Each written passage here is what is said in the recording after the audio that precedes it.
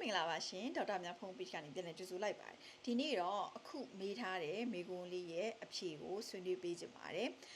IT ရနေပြီးတော့ Healthcare Certificate ရပြီးသွားလို့ရှိရင် Healthcare Assistant ကနေပြီးတော့ Nursing Aid အဖြစ်ကိုယာတူတိုးလားမတိုးဘူးလားပေါ့နော်ပထမအဆုံးဒီမေကွန်းကိုတုတ်အရင်ဖြေရမယ်ဆိုလို့ရှိရင်တော့နေရာပေါ်မူတည်ပါတယ်ကိုရောက်နေတဲ့အလုပ်ပေါ်မူတည်ပါတယ်အချို့နေရာတွေကတိုးပေးပါတယ်အချို့နေရာတွေကမတိုးပေးပါဘူးအဲ့ဒီနည်းတူပဲအချို့နေရာတွေက ITE ကိုထားပေးတယ်လို့အချို့နေရာတွေကမထားပေးပါဘူးကိုရောက်တဲ့အလုပ်ပေါ်မှာမူတည်ပါတယ်ဒါပေမဲ့ comment မှာမိထားသလိုမျိုးအဲ့ဒီအဖြေကိုဖြေရမယ်ဆိုလို့ရှိရင်တော့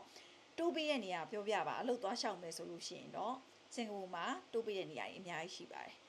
ITE ကလက်မှတ်မရဘဲနဲ့တောင်မှလုံသက်နဲ့เนาะ experience အတွေ့အကြုံနဲ့ healthcare assistant ကနေပြီးတော့ nurse aid အဖြစ်ယာတူတိုးပေးတဲ့နေရာရှိပါတယ် ITE ရပြီးရင်တော့တေချာပေါက်တိုးကိုတိုးပေးတဲ့နေရာကလည်းတေချာပေါက်ရှိပါတယ်မတိုးပေးဘူးဆိုတဲ့နေရာလည်းရှိပါတယ်ဘာဖြစ်လို့လဲဆိုတော့ comment ထဲမှာSN တယောက်လာမှန်ထားတာတွေ့ရပေါ့နော်အခုနောက်ပိုင်းအလုပ်တွေမှာသူနာပြုဘွဲရတွေက HCA ရောက်လူပါဝင်တိုးလာကြတော့တိုးပေးဖို့အနေရာလူကိုတိုးပေးဖို့အတွက်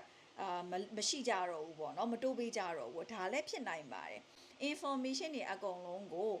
page မှာဟိုပြောပြလို့မရဘူးဘာဖြစ်လို့လဲဆိုတော့စင်ကာပူနိုင်ငံမှာPDPA ဆိုတာရှိတယ်เนาะအဲ့တော့ကျမဒီသူများရဲ့ privacy ကိုလည်း respect ထားတာဖြစ်တဲ့အတွက်ကြောင့်မို့လို့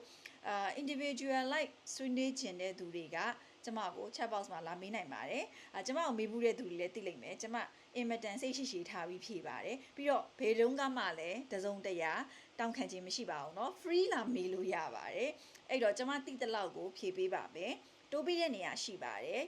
မတိုးပေးတဲ့နေရာလည်းရှိပါတယ်နောက်ပြီးတော့နောက်တစ်ခုထပ်ပြောချင်တာက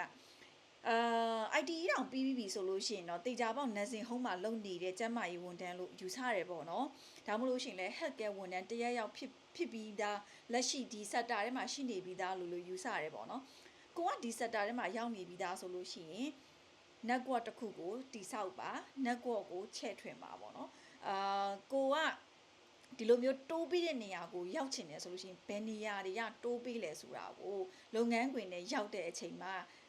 တွေ့တဲ့သူနဲ့မိတ်ဖွဲ့ပါမေးပါအဲ့ဒီအတိုင်းပဲဒီလိုမျိုး promotion တွေကိစ္စမှာမဟုတ်ဘူးပေါ့နော်ကိုယ့်ရဲ့ဒီ benefits တွေ allowance တွေကိုယ့်ရဲ့ခံစား권တွေအကုန်လုံးကို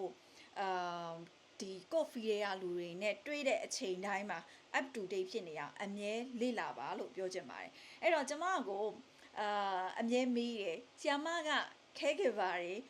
healthcare assistant တွေနဲ့ဇင်းတွေလုပ်နေတာမဟုတ်ဘဲနဲ့ဒီအကြောင်းတွေဘာလို့သိနေလဲဆိုတော့လူတွေပြောတဲ့စကားကိုနားထောင်တယ်နားထောင်ပြီးရ active listening လုပ်တယ်ပြီးလို့ရှိရင်ကျမသိချင်တာလေးတွေကိုလည်းကျမကသိရအောင်လို့လိုက်ပြီးတော့သိတဲ့သူတွေစီလိုက်မေးမြန်းတယ်ပေါ့နော်အဲ့တော့ကိုယ့်ရဲ့ network ကိုတိဆောက်ပါရှိရဲ့ network ကိုလည်းချဲ့ထွင်ပါကိုယ့်ရဲ့ career မှာဘလို့ပို့ပြီးကောင်းတိုးတက်အောင်ပေါ့နော်ယာတူအဖြစ်တော့၎င်းလစာအဖြစ်တော့၎င်းတိုးတက်အောင်ဘလို့လုပ်ရမလဲဆိုတာလေ့လာပါလို့လည်းဒီဗီဒီယိုလေးမှာမှားလိုက်ချင်ပါတယ်အဆုံးထိကြည့်ပေးကြတဲ့အတွက်ကျေးဇူးတင်ပါတယ်ရှင်။အားလုံးနေ့ရက်လေးဖြစ်ပါစေ။